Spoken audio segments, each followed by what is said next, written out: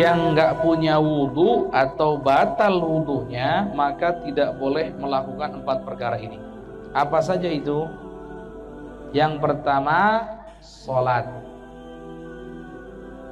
Yang batal wudhunya atau belum punya wudhu, terserah bahasanya apa, yang jelas sama kan maksudnya.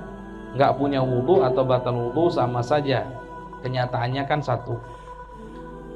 Kalau kita nggak punya wudhu atau kita punya wudhu kemudian batal wudhunya, saat itu kita tidak boleh melaksanakan sholat, baik itu sholat fardu ataupun sholat sunnah.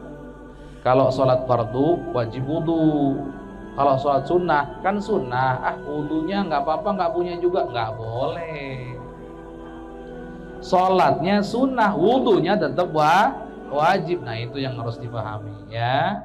Baik, awas sekali lagi, yang tidak punya wudhu atau batal wudhunya maka dia tidak boleh sholat.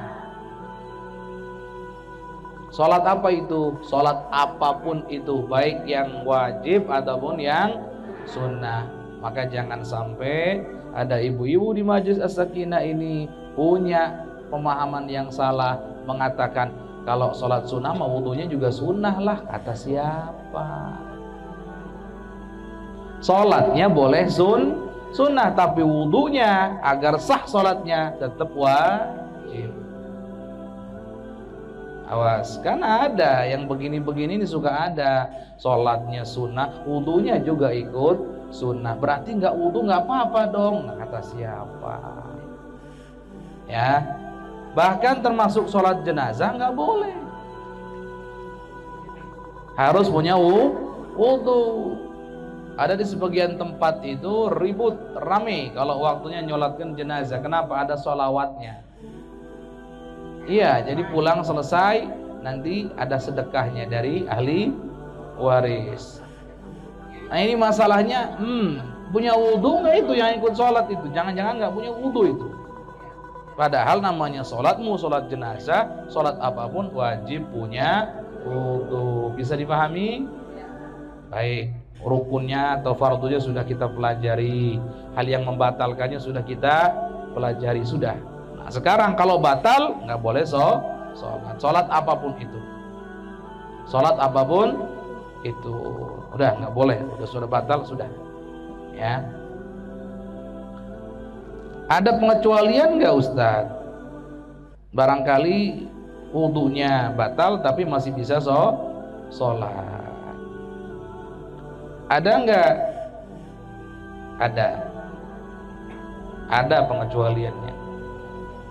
Ibu contohnya ada di satu perjalanan.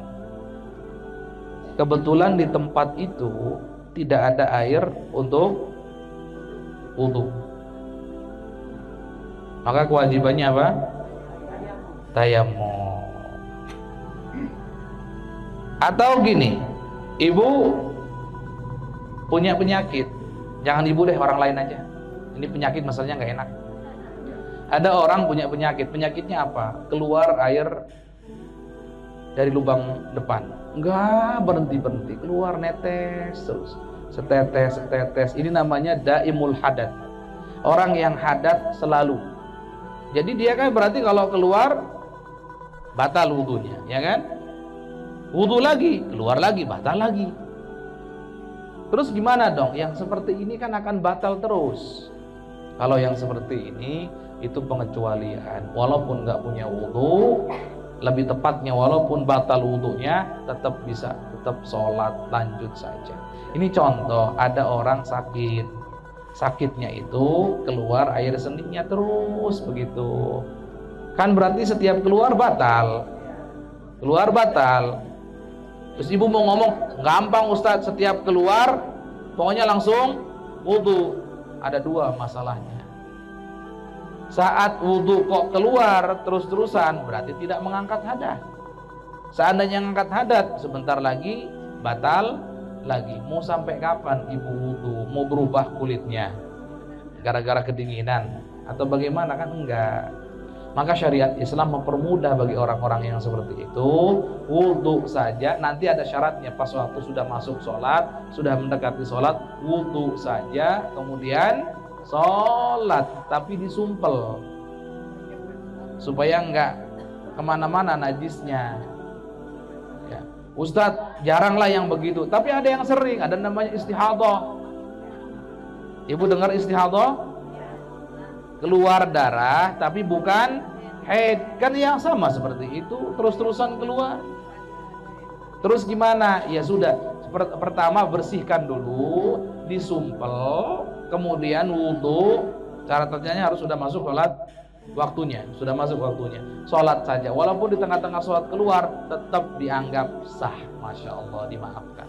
Jadi jangan khawatir, syariat Islam itu syariat yang sangat memudahkan. Mungkin ada yang ibu-ibu yang bertanya, Ustadz, kalau seandainya kita nggak punya wudhu, tapi maksa sholat,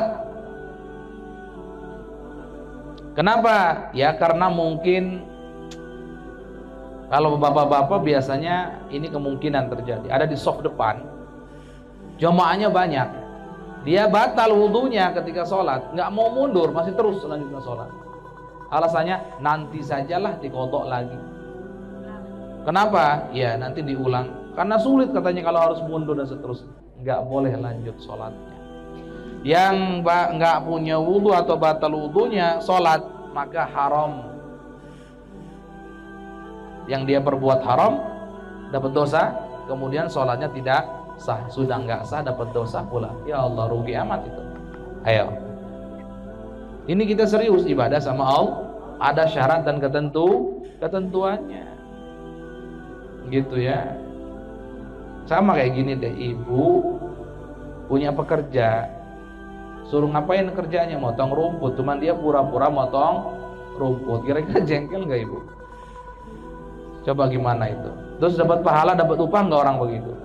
Yang enggak, orang rumputnya nggak dipotong. Jadi gitu ya. Jadi jangan sampai nggak punya wudhu kok maksa untuk sholat. Padahal bukan termasuk orang yang dapat uzur seperti orang yang punya penyakit tadi itu ya, itu beda lagi. Yang kedua, tidak boleh tawaf. Tawaf ngerti? Memutari Ka'bah berapa kali? 7 kali. Itu harus dalam keadaan suci dari hadas kecil, apalagi hadas besar. Sudah pernah semuanya ke sana, ke Mekah sudah? Yang belum, semoga Allah mudahkan. Semoga Allah mudahkan. Semoga Allah mudahkan. 1 kali sholat di Masjidil Haram 100.000 kali lipat dibanding dengan masjid kita. Masya Allah, luar biasa ya. Tapi biasanya kalau sudah nyampe sana syaitannya gede. Udahlah di hotel aja sholatnya, capek bolak-balik. Nah biasanya gitu. Dari rumah 100.000 nyampe sana, nah itulah syaitan. Yang ketiga adalah masul mushaf, menyentuh mushaf. Ustadz, nyentuh itu kan kalau yang nyambung ya Ustadz. Kalau yang sudah terpisah, contoh kan kadang cover Quran terpisah. Itu gimana? Kalau masih disebut Quran atau covernya Quran, tetap tidak boleh disentuh. Awas, maka jangan, kecuali punya wudhu, beda lagi.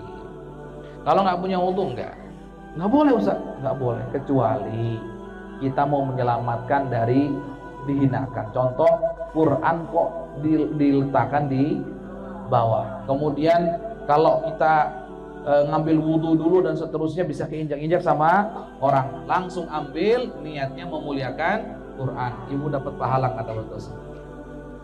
Tapi dalam keadaan normal jangan dong. Tolong juga perhatikan, ini kan jilidnya Quran. Ketika dia terlepas dari Quran, selama masih disebut Quran, mushaf nggak boleh juga. Sama seperti mushaf pada umumnya, tidak boleh disentuh kecuali punya wudhu. Ada 1 lembar contohnya, 1 lembar sobek, kemudian jatuh, itu gimana? Selama masih disebut Quran atau mushaf, tidak boleh disentuh kecuali punya wudhu, gitu ya, hukumnya sama. Berarti menyentuh mushaf tidak boleh, kecuali punya wudu. Baik. Covernya, awas, covernya juga sama seperti Quran. Contoh ibu sampul, ibu ada Quran disampul lagi. Sampulnya bagus banget, seperti wadahnya aja sudah bagus, jadi bisa disama saja, itu bagian dari jangan disentuh. Ya. Termasuk juga kalau seandainya ditaruh di laci khusus Quran atau rak khusus Quran, raknya jangan kau sentuh. Jangan.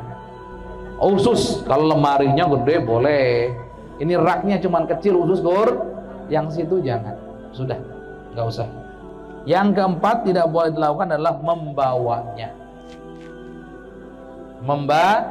Membawa itu lebih berat dari menyentuh. Awas. Menyentuh posisinya ada di tempat lain, membawa ada bersama kita, lebih beratnya nih. Ya.